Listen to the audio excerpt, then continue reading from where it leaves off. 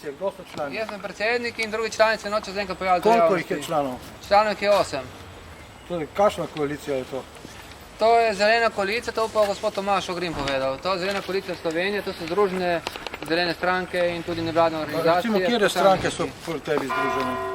Kaj Tomaž, združene so zelena stranka? Zelena stranka pa zeleni progres. Pa zeleni progres. Zeleni progres se je preimenoval, prej je bila progresivna stranka.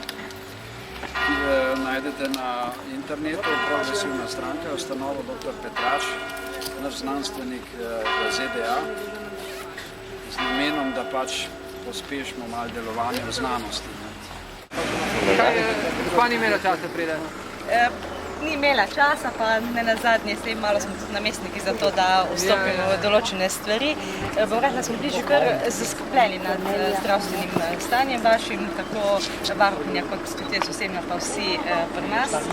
Budno spremljamo zadevo, pa bom rekla tako, gladovna stavka je zakonita pravica pač vsakega posameznika, ki verjetno se odloči za to takrat, ko pač vidi, da neke druge poti, vsaj po njegovem prepričanju, več ni v neki skrajni stiski, verjetno.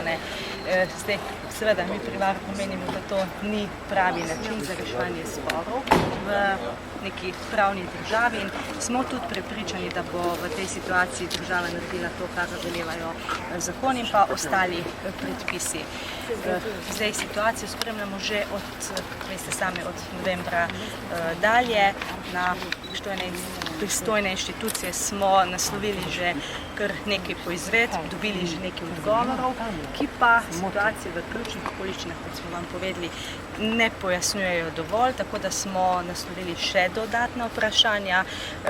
Dodatno poizvedujemo o vseh teh okoliščinah tega zapleta, te situacije, ki tukaj v Kopru in v Ankaranu nastal. Ko bomo tudi odgovore na to dobili, bomo pač oblikovali stališče Varuha človekovih pravic in ga tudi posredovali vam kot pobudnikom, pa če se nam bo zdelo tudi, ga bomo javno objavili. Zdaj, tako kot smo pa že prejšnji teden povedali, je pa seveda že iz sedanje dokumentacije razvidno, da očitno se Luki Koper finančno bolj splača še naprej to koristiti, to parkirišče za parkiranje, skladiščenje vozil in plačevati denarne kazni, kot pa prenehati s tem. Ni stvar zdaj, da pač je to legalna stvar, če plačujejo kazni. Če so pa že mi v črnem začetku smo to dali ven. Tudi gre za kršenje 32. člena Ustave Republike Slovenije do svobode gibanja. Jaz gospa nisem zadovoljni, ker smo poslali papirje tudi od inšpektorja, da nimajo nobene vodne koncesije, ne vodne pravice, ne vodne dovoljenja, da zapirajo javno morsko dobro. In tukaj gre za kršenje Ustave Republike Slovenije 32. člena do svobode gibanja. In menimo, da vi že v pol leta, če niste naredili niti ene tiskovne o tem, menimo, da to delovanje ni v redu, gospa. Če prije do kršenja Ustave, mora varuh takoj priskočiti. In še ste napisali v vaš statut, da so tudi neki varuhi okolja. Tukaj gre za črnogradnje, ki se izvaja in ni bilo ustavljeno tako v samem začetku. In da bo se zdaj rekli, da pač je to legalno, kot je rekel tudi minister Podobnik, da plačujejo kazni, a mi so pa že njih obvestili, ko so to pričeli graditi. To bi lahko tako ostali, če bi hoteli. Ker mi imamo tukaj naše zastave, kaj imamo narisano? Imamo narisan Triglav, ki je visoko čistlan, imamo tukaj morje, ki so ga spremenili v skladišče za premog in neko parkirišče za avte za tujce. Enostavno parkirišče, samo more, gospa, ne gre. Imate izjave v medijih za neke otroke, ko se pojavijo izrael v nekih mačkah. Tukaj pa vendar gre za našo obalo, za našo zemljo. Samo 47 km imamo. Tako odnos varuhinje mene me preseneča.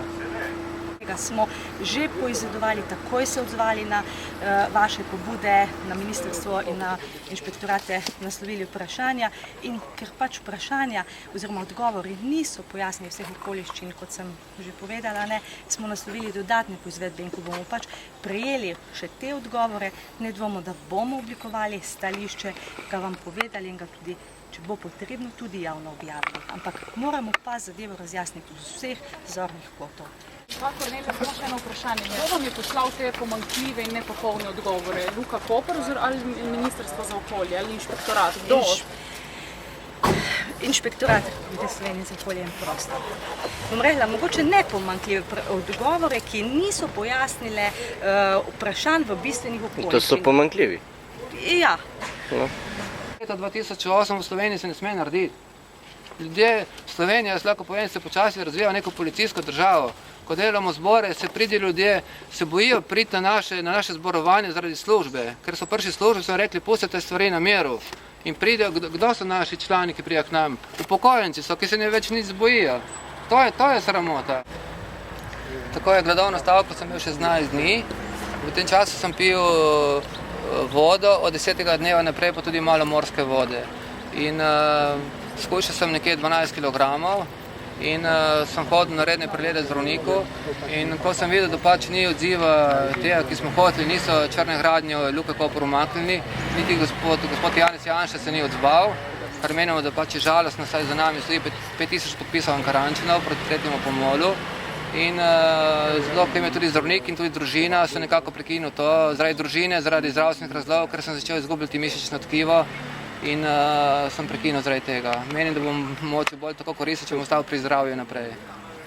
16 dni menim, da je bilo kar dosti, čeprav vam lahko povem vsem skupaj to, kot so mi tudi drugi rekli, da po 4. in 5. dnevu izgine lakota in lahko bi tako bil lačen še mesec dni, če bi hotel, ampak bi bil verjetno zdaj suh, samo kosti bi bile tukaj.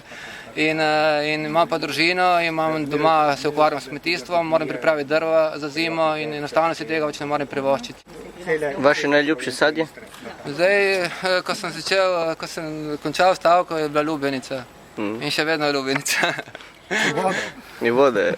In voda, ja, in še vedno mešam malo morske vode, nekako 1/4 litra daš morske vode. To sem prebral prej v maratoniku, ki teče na 100 km. In od 10. dneva naprej, ko sem začel še morsko vodo uživati, se mi je kar stanje popravilo.